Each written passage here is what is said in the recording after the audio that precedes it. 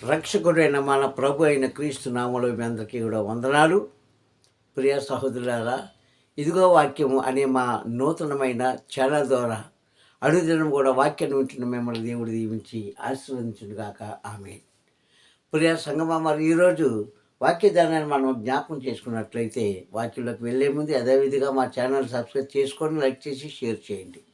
ఇక వాక్య సందేశంలోకి వెళ్తే ఈరోజు దేవుడిచ్చిన వాక్యం ఏమిటంటే ఆనందం. దేవుని స్తోత్రం, హల్లెలూయా. ఆనందం అన్న అంశం మీద కొన్ని మాటలు బైబిల్ గ్రంథంలో ప్రభు ఏమి రాయించాడో మనం ఏమి నేర్చుకుంటున్నామో కొన్ని విషయాలు క్లుప్తంగా మనం నేర్చుకుందాం. ఇది నేను చాలాసార్లు చెప్తూ ఉంటాను. ఇది మనకి ఒక పాఠశాల, అనగా ఒక స్కూలు లేక కాలేజీ. అవును, ఖచ్చితంగా ఇది కాలేజీయే. ఏ కాలేజీ అంటే దేవుడి ప్రేమ అందుకునే నేర్చుకునే ప్రేమ పాఠశాల, లవ్ స్కూల్. ఆ లవ్ కాదు, దేవుని ప్రేమను జ్ఞాపకం చేసుకునేది, దేవుని ప్రేమను పొందుకునేది. ఎక్కడ పొందుకోవాలంటే ఇదిగో ఈ పాఠ్య పుస్తకము, అదే పరిశుద్ధమైన గ్రంథము.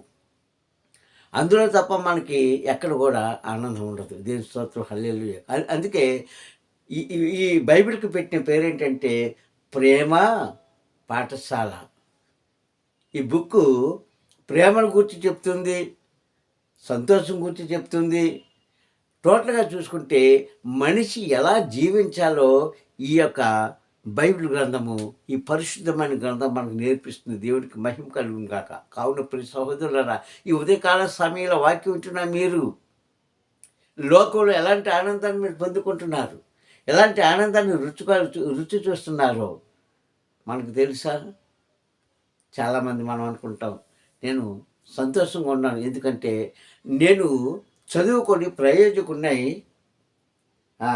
చాలా 2 చేతితో సంపాదిస్తున్నాను, వ్యాపారం చేసి నాకున్న తెలివితేటతో వ్యాపారాన్ని అభివృద్ధి చేసి నేను ఆనందంగా ఉంటున్నాను అని అనుకుంటామే. కానీ ప్రియ సంగమా, ఇవన్నీ కూడా తాత్కాలికంగా లోకంలో ఉన్నవి. కానీ దేవుడి యొక్క ఆనందం ఎలా ఉంటుందో వాక్యం ద్వారా చూద్దాం. దేవుని స్తోత్రం, హల్లెలూయా. మొదటగా వాక్యం చూసినప్పుడు ఫిలిప్పీయులకు రాసిన పత్రిక 4వ అధ్యాయము, అక్కడ ఏముందో చూడండి. అపోస్తలుడైన పౌలు గారు ఫిలిప్పీ సంఘానికి రాస్తూ ఆ 4వ ఉత్తరము అంటే 4వ అధ్యాయంలో 4వ వచనాన్ని మనం జ్ఞాపకం చేసుకుంటే అక్కడ ఎలాగుంది? ఎల్లవేళలందు దేవుని యందు ఆనందించుడి. దేవుని స్తోత్రం, హల్లెలూయా. ఎవరైంది ఆనందించమన్నాడండి? దేవుని యందు, పరలోకమందున్న దేవుని యందు, తన కుమారుడైన క్రీస్తు యందు ఆనందించాలంట. ఎవరు? క్రైస్తవులు. ఎల్లవేళ ఎప్పుడు కూడా మనం ఏ స్థితిలో ఉన్నప్పటికీ కూడా ఆనందాన్ని మనం పొందుకోవాలని అక్కడ 4వ వచనంలో ఖచ్చితంగా రాయబడింది. 4వ అధ్యాయం ఫిలిప్పీయులకు రాసిన పత్రిక. ప్రియ సహోదరులారా, ఈరోజు ఎలాంటి ఆనందంలో మనం ఉంటున్నామో మీ అందరికీ తెలిసే కదా. డబ్బు ఉంటే ఆనందం, సౌఖ్యం ఉంటే ఆనందం, ఇంకేదో ఏదో ఏదో ఏదో ఉంటే ఆనందం. కానీ ఈ లోకానికి సంబంధించిన ఆనందం, శరీరానికి సంబంధించిన ఆనందం, కానీ ఆత్మకు సంబంధించిన ఆనందం వేరేగా ఉంటుందండి. అది ఎక్కడుందంటే సాక్షాత్తు మన ప్రభు అని క్రీస్తు దగ్గర మాత్రమే ఉంది ఆనందం. ఆ ఆనందాన్ని మనం ఈరోజు మనం పంచుకుందాం, ఎంచుకుందాం, అందుకుందాం. దేవుని స్తోత్రం కలుగును గాక. హల్లెలూయా. ఏంటండి? 10 మందికి పంచుదాం దేవునికి ఆనందాన్ని. దాన్ని మనం అందుకుందాం, దాన్ని మనం పొందుకొని దాచుకుందాం. దేవుని స్తోత్రం, హల్లెలూయా. ఇంత మించిన ఆనందం ఇంకెక్కడ ప్రపంచంలో ఎవరికి ఏముండదండి. చాలామంది మన గృహాల్లో చూస్తుంటాం, తినడానికి, త్రాగడానికి, తిరగడానికి అన్నీ ఉంటాయి. ఆ బ్యాంకులో కావాల్సిన డబ్బు ఉంటుంది, వేసుకోవడానికి మంచి మంచి ఆభరణాలు ఉంటాయి, కట్టుకోవడానికి మంచి మంచి వస్త్రాలు ఉంటాయి, టేబుల్ మీద, డైనింగ్ టేబుల్ మీద తినడానికి రకరకాలైన పదార్థాలు ఉంటాయి. కానీ వారు తినలేరు. కారణం ఏంటో తెలుసా? వారుకున్న వ్యాధి అలాంటిది కదా. ఈరోజు మనకు తెలుసు కదా, షుగర్లు, బీపీలు, ఇంకా ఏ థైరాయిడ్, ఒకటి కాదు. ఇవన్నీ మన ఒంట్లో ఉండేటప్పుడు అన్నీ ఉన్నా నువ్వు ఆనందంగా ఉండగలుగుతున్నావా? లేదు. కానీ ఏమీ లేకుండా ప్రభువులో ఆనందించమంటున్నారు. దేవుని స్తోత్రం, హల్లెలూయా. అది చాలా కష్టమైన, చాలా ఆలోచించదగిన మాట అది. ఏమీ లేనివాడు ఎవరు ఆనందంగా ఉంటారండి? మీరుంటారా? ఏ బాబు నువ్వు ఏమన్నా ఉంటావా? ఎవరు ఉండలేరు. నేను ఉండలేను. ఏమీ లేనప్పుడు ఎవరుంటారు ఆనందంగా? ఎవరు ఉండలేరు.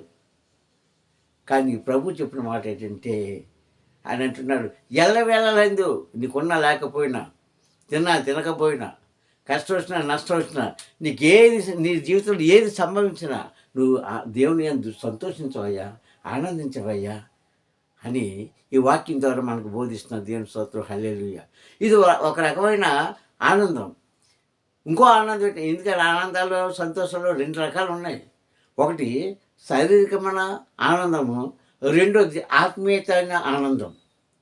అంటే సుఖం వచ్చినప్పుడు ఆనందిస్తాము, అది అందరికీ తెలుసు. కష్టంలో ఆనందించాలంట. కష్టంలో ఎవరు ఆనందిస్తారండి? రూ. 10,000 ఇలాంటి ఒక రూ. 50,000 అప్పుల పాలైపోయావనుకో, నువ్వు ఆనందంగా తిరగలవా? తిరగలవా? ఎవరు తిరగలేరు. ఎవరైనా తిరిగేవారు ఉన్నారా? ఎవరు? ఎందుకంటే నువ్వు ఎంత ఆనందంగా సంతోషంగా 10 మందితో ఉండాలన్నా ఇది నీ మనసులో నాటుకుపోయింది. అయ్యో నేను ఒకరికి బాకీ పడిపోయాను, అది ఎలా తీర్చాలి, ఎలా తీర్చాలి, ఎలా తీర్చాలి, ఎలా తీర్చాలి కదా? అదొక బెంగ, అదొక బాధ. అలాంటప్పుడు నువ్వు ఆనందంగా ఎలా ఉంటావు? ఉండలేము. భర్త పట్ల భార్య ఉండలేదు, భార్య పట్ల భర్త ఉండలేడు, ఇద్దరి పట్ల కుమారుడు కుమార్తెలు ఉండలేడు, కుటుంబం ఉండలేదు. కానీ ప్రభు అంటున్నాడు, నాలో నీవు ఆనందిస్తూ ఉంటే కష్టకాలంలో రాబోతున్న దినాల్లో నేను సంతోషంగా పెడతానని వాక్యాన్ని మనకు చూపిస్తున్న దేవుని స్తోత్రం, హల్లెలూయా. నిజం చెప్పుకోవాలంటే యోబు లాంటి దుఃఖము, యోబు లాంటి శ్రమ ఎవరైనా అనుభవిస్తున్నారా ఈరోజు? ఎవరు అనుభవించరు. కానీ అప్పుడు కూడా ఆయన ఏమన్నాడంటే, ఒకటే అధ్యాయంలో ఆయన అంటారు కదా, యోబు గ్రంథం 1వ అధ్యాయంలో, యెహోవా ఇచ్చెను, యెహోవా తీసుకున్నాడు. సంతోషించారండి. ఇప్పుడు సంగం ఒక్కటి మనం జ్ఞాపకం చేసుకోవాలి. క్రైస్తవులే కాదు, మానవుడు అన్నవాడు ఒక్కటి జ్ఞాపకం చేసుకోవాలి. నీది కాంతి ఎప్పుడు నీ దగ్గర నిలబడదు. నాది కాంతి నా దగ్గర ఎప్పుడు నిలబడదు. నీదైనది ఎప్పుడెక్కడైనా నీ దగ్గరకు వస్తుంది. నువ్వు ఎంత దూరంగా ఉన్నా సరే, నీది అని దేవుడు అనుకుంటే ఖచ్చితంగా ఎలాగైనా సరే నీ దగ్గరికి అది పంపిస్తాడు. ఎవరు దూరాన్ని పంపిస్తాడు. కానీ నీది కాంతి నీ దగ్గర ఉండదు. అదే అనుకున్నాడు యోబు గారు. అంత కష్టంలో కూడా, అంత నష్టంలో కూడా నిజంగా ఆస్తులు పోతే సంపాదించుకోవచ్చండి, గౌరవం పోతే సంపాదించుకోవచ్చు, డబ్బు పోతే సంపాదించుకోవచ్చు, పేరు ప్రతిష్టలు పోతే సంపాదించుకోవచ్చు, ఎలక్షన్లో ఓడిపోతే మళ్ళీ గెలవచ్చు, ఏమన్నా చేయొచ్చు. కానీ కడుపును పుట్టిన పిల్లలు నీ కళ్ళ మీద చనిపోతే ఎలాగుంటుంది? సంతోషంగా ఉంటావా? కానీ యోబు అంటున్నాడు, యెహోవా ఇచ్చిను, యెహోవా తీసుకొని నిన్ను. దుఃఖంలో ఆనందించడం అది ఎంత ఆనందంగా చెప్పండి ఆ మాట. ఈ రోజుల్లో ఎవరైనా అలాగే చెప్పగలుగుతున్నారా? నోబడి. ఎవ్వరు కూడా అలాంటి వాళ్ళు లేరు. చిన్న కష్టం వస్తే 10 మందికి చెప్పుకుంటాం, కొద్దిగా నష్టం వస్తే 20 మందికి చెప్పుకుంటాం. కనిపించే వాళ్ళందరికీ చెప్తుంటాం, నా కోసం ప్రార్థించే, నా కోసం ప్రార్థించే, నా కోసం ప్రార్థించే. ఎందుకు? నాకు శోధన వచ్చేసేది, నేను కష్టంలో ఉన్నాను, బాధలో ఉన్నాను. కానీ అదేదో దేవుడి దగ్గర చెప్పుకుంటే. అందుకే హబక్కు గ్రంథంలో ఆయన అంటాడు కదా, ప్రవక్త అయిన హబక్కు 3వ అధ్యాయం 17వ వచనంలో అంటాడు, ఎందుకంటే సుఖంలో ఉండేటప్పుడు సంతోషించడం వేరు, దుఃఖంలో ఉండేటప్పుడు సంతోషించడం వేరు. అందుకే ఈరోజు మనం నేర్చుకున్న వాక్యం ఏంటంటే, ఆనందించుట ఎలా? దేవుని స్తోత్రం, హల్లెలూయా. ఆయన ఏమన్నాడు? 3వ అధ్యాయం 17వ వచనంలో హబక్కు గ్రంథంలో ప్రవక్త అయిన హబక్కు అంటున్నాడు, అక్కడ చేలో పంటలు ఉన్నా లేకపోయినా, దొడ్లో గొర్రెలు ఉన్నా లేకపోయినా, ద్రాక్ష తోట ఫలించకపోయినా, అంజూరు చెట్టు పూసినా పూయకపోయినా, నేను యెహోవా యందు ఆనందిస్తున్నాను అన్నాడు. దేవుని స్తోత్రం కలుగుగాక, హల్లెలూయా. ఏమన్నాడండి? యెహోవా యందు నేను ఆనందిస్తున్నాను అన్నాడు. ఏమన్నా లేకపోయినా నాకేం పర్వాలేదు, నేను దేవుని యందు ఆనందిస్తున్నాను అన్నాడు. ఎంతమంది ఈరోజు నిజంగా అలాగ ఆనందించేవారు? దేవుడికి ఒకసారి స్తోత్రం చెప్పండి. ప్రభువా, నాకేమన్నా లేకపోయినా ఈరోజు నన్ను సంతోషంగా ఉంటుంది. నిజంగా ఒక మాటలో చెప్పుకోవాలంటండి, ప్రపంచంలో ఆస్తి ఉన్నవాడు ఎవరో తెలుసా? ఆస్తి ఉండి సంతోషంగా ఉండేవాడు ఎవరో తెలుసా? ఆస్తి లేకపోయినా ఆనందంగా ఉండేవాడు ఎవడో తెలుసా? వీధుల్లో భిక్ష వెతుకున్నవారు. దేవుని స్తోత్రం హల్లెలూయా. వారికి ఏ బాధ ఉండదు, ఏ బెంగ ఉండదు కదా. రెండు చేతిలో సంపాదించుకున్నా సరే ఇంకా బాధే. రెండు చేతిలో వస్తున్నా సరే, ఆస్తులు ఆస్తులు ఆస్తులు వస్తున్నా, మేళ్ళ మీద మేడలు మేళ్ళ మీద మేడలు కట్టుకుంటున్నా, అన్నీ సంపాదించుకున్నా, ఇంకా ఏదో ఏదో ఎక్కడో నీకు లోటే ఉంటుంది కదా, ఆనందం ఉండదు. కానీ వీధుల్లో భిక్షం ఎత్తుకున్న వారికి ఏ బాధ ఉండదండి. అది ఎప్పుడు సంతోషంగా 365 రోజులు కూడా సంతోషంగా ఉంటాడు. హల్లెలూయా. 365 రోజులు కూడా మనకంటే మంచి ఫుడ్ తింటారు వాళ్ళు, మంచి ఆహారం తింటారు. ఏ బాధ ఉండదు. ఇంటది ఉండదు ఏంటి, కరెంటు బిల్ ఉండదు, చుట్టాలకి పట్టాలకి ఇవ్వాలి చేయాలని ఉండదు, ఇంకేదో ఉండదు. హ్యాపీగా తిన్నామా, ఉదయం లేచి మళ్ళీ భిక్షం ఎత్తుకున్నామా, సాయంకాలం తెచ్చుకొని మధ్యాహ్నం తెచ్చుకొని ఉదయం తెచ్చుకొని తిన్నామా, ఎక్కడైనా ఒక దగ్గర పడుకున్నామా, ఇదే చూసుకుంటారు. మరి వాడు నిజంగా ఆనందంగా ఉంటున్నాడా? సంతోషం మనకంటే 1000 రెట్లు ఉంటుందండి వాళ్ళు. ఇప్పుడు సంగమా, అది కాపాకన్నా ప్రభు నాకు తినడానికి ఉన్నా లేకపోయినా, సంపాదించుకోవడానికి ఉన్నా లేకపోయినా, దున్నుకోవడానికి ఉన్నా లేకపోయినా, ఏమి లేకపోయినా నేను యెహోవాను ఆనందిస్తున్నాను అంటాడు. దుఃఖంలో ఆనందించిన అన్నీ ఉండి ఆనందించడం వేరు. యోబు గారు కూడా యెహోవా ఇచ్చిన యెహోవా తీసుకున్నాడు, అది దుఃఖంలో ఉండి ఆనందించడం. ఇలాంటి ఆనందం ఎవరు పొందుకుంటున్నారండి ఈరోజు ప్రియ సంగమా? ఎవరు పొందుకుంటున్నారు? కానీ ఈ ఆనందం కోసం కాదు కానీ ప్రియ సంగమా, నీ కోసం నా కోసం ప్రపంచం కోసం 2000 సంవత్సరాల క్రితం క్రీస్తు తనను ఎవరు కాదని దారిపోసి కలవరి గిరి మీద తన ప్రాణాన్ని పణంగా పెట్టి తన రక్తాన్ని చిందించి మేకులు కొట్టించుకొని, కొరడా దెబ్బలు కొట్టించుకొని, మోము మీద ఉమ్మ వేయించుకొని, గుద్దులు గుద్దించుకొని, చివరికి తన యవ్వన కాలాన్ని ఆ ప్రాణమును మన కోసం దారపోసిన క్రీస్తుని చూసి తండ్రి ఏమన్నాడో తెలుసా? ఏమన్నాడంటారు? ఏమంటాడు తండ్రి? చూద్దాం వాక్యం తప్పకుండా చూడాలి. దేవుని స్తోత్రం హల్లెలూయా. చూడండి మత్తయి సువార్త 3:17 తండ్రిని యెహోవా కుమారుడి కోసం ఏమంటున్నాడో మత్తయి సువార్త 3:17. దేవుని స్తోత్రం హల్లెలూయా. క్రీస్తు కోసం చెప్పబడిన మాట అది. ఇదిగో ఈయనే నా ప్రియ కుమారుడు. ఏమన్నాడండి? ఇదిగో ఈయనే నా ప్రియ కుమారుడు, ఈయన యందు నేను ఆనందిస్తున్నాను అని తండ్రిని యెహోవా తన కుమారుడని క్రీస్తు కోసము చెప్పబడిన. ఎందుకు ఆనందించాడు? తండ్రి ఏదైతే విధించాడో, తండ్రి ఏదైతే చెప్పాడో, తండ్రి ఏదైతే నేర్పించాడో, తండ్రి ఏదైతే నడిపించాడో ఆ మార్గంలో నడిచి ఆ పనులు చేసి ఆ జనాన్ని సమకూర్చి వాళ్ళకి సువార్త చేసి తండ్రిని మెప్పించాడండి. ఇది నిజమైన ఆనందం. చాలామంది చూడండి, మనం ఆనందంగానే ఉంటాం, సంతోషంగా ఉంటాం, కానీ నిన్ను కన్నా తల్లిదండ్రులు సంతోషంగా ఉండాలో లేదో అది మీకు అవసరం లేదు. కానీ ఇక్కడ అందరికంటే ఆనందించేవారు ఎవరంటే పరమ తండ్రి. ఎలాగ ఆనందించాడు? ఇదిగో ఈయనే నా ప్రియ, నా ప్రియ. ఆ ప్రియ అంటే ఏంటి? చాలా మధురమైన మాట అండి. అది హృదయానికి దగ్గరగా అనుకున్న మాట. చాలామంది చెప్తారు కదా యవ్వనస్తులు, ఎలా చెప్తారండి? I love you. ఏమంటారు? I love you. నిజంగా ప్రేమిస్తున్నారా? ఐ లవ్ యూ అని చెప్పింది వేరు, మనసులో చెప్తానంట ఐ లవ్ యూ. ఎంత మధురంగా ఉన్నదండి ఆ మాట వినడానికి. ప్రియ సంగమా, వాటి కోసం కాదు కానీ ఇక్కడ అంటున్నాడు తండ్రిని యెహోవా కుమారుడు చూసి అంటున్నాడు, ఇదిగో ఈయనే నా ప్రియ కుమారుడు. క్రైస్తుడా, నిన్ను చూసి ప్రభు అని క్రీస్తు ఈ మాట చెప్పగలుగుతున్నాడా? ఈమె నా కుమార్తె, ఈమె నా కుమారుడు, ఈయన ఎందుకు నేను ఆనందిస్తున్నానని క్రీస్తు నీ కోసం చెప్పగలుగుతున్నాడా? సాక్ష్యము పరమతండ్రి చెప్తున్నాడు, ఇదిగో ఈయన నా ప్రియ కుమారుడు, ఈయన ఎందుకు నేను ఆనందించుతున్నాను అని ఒక శబ్దం ఆకాశం నుంచి రావడము అక్కడ వినిపించింది.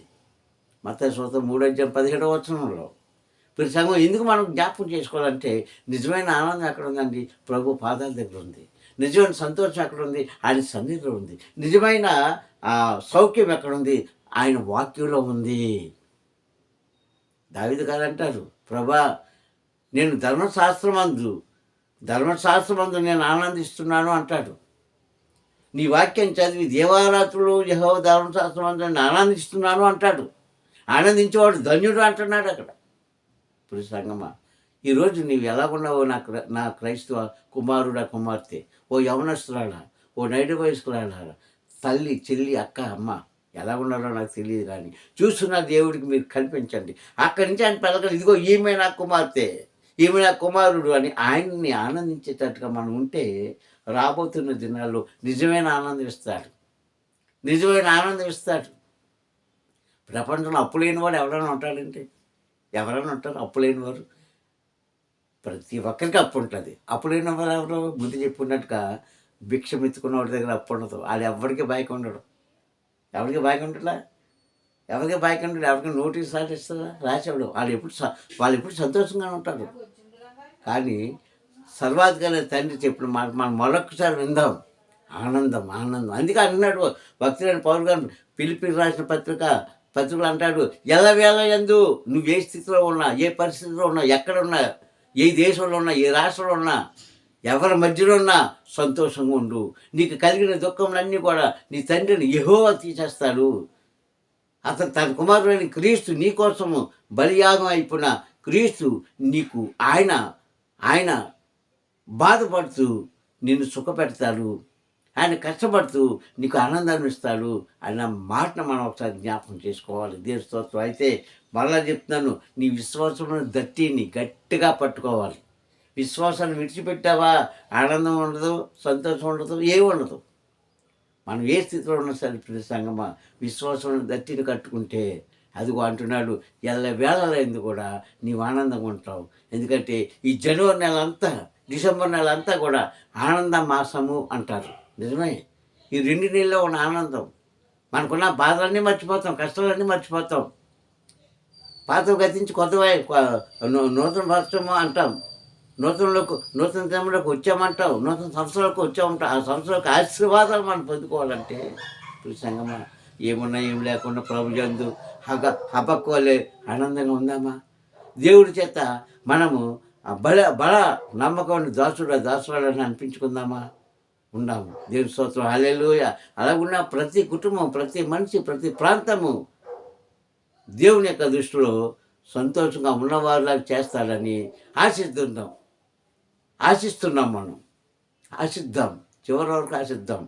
ఇప్పుడు నష్టం జరిగిందని, ఇప్పుడు కష్టం కలిగిందని, ఇప్పుడు కన్నీళ్ళు వచ్చాయని, శోధనలు వచ్చాయని కాదు. కానీ ఎప్పటికైనా సరే నా దేవుడు, నేను నమ్ముకున్న నా తండ్రి నా కుటుంబాన్ని, నన్ను, నా పరిసర వారిని, నా బంధుమిత్రులను, నా ప్రాంతాలని సంతోషంగా ఆనందంగా ఉంచుతారని మనం నేర్చుకొని ఆయనకు ప్రార్థన చేద్దాం. ప్రేమ కనికరం కలిగిన మా ప్రియ పరలోక దేవాన్ని ఉన్నతమైన ఘనమైన నామాన్ని బట్టి ప్రార్థిస్తాను. అయ్యా ఉదయకాల సమయంలో తండ్రి ఉన్న వాక్యం ద్వారా మాట్లాడినందుకు స్తోత్రం. నాయన గత కాలంలో, గత నెలలో, గత సంవత్సరంలో, గత దినంలో, గత వారంలో అయ్యా ఏ ఆనందం అయితే మా దగ్గర నుంచి వెళ్ళిపోయిందో తండ్రి, ఏ సంతోషం అయితే నాన్న మేము జారవిడ్చుకున్నాము. ఇదిగో తండ్రి ఈ నూతన నెలలో, నూతన దినంలో, నూతన మాసంలో తండ్రి అయ్యా నూతన సంవత్సరంలో అవన్నీ కూడా మేము పొందుకోవడానికి సహాయం చేస్తామని అయ్యా తండ్రి, ఏక మనసు తండ్రి, ఏక అభిప్రాయం మాకు దయచేసి ఎల్లవేళ ఎందుకు కూడా నాన్న సంతోషించే భాగ్యం కలుగు చేస్తామని సర్వాధికారి క్రీస్తు నామంలో ఈ ప్రార్థన అడుగుచున్నాను పరమ తండ్రి. ఆమేన్. అందుకు మరొకసారి ప్రభు నామంలో వందనాలు. దేవుడు మమ్మల్ని దీవించి కనికరించుగాక. ఆమేన్. Praise the lord.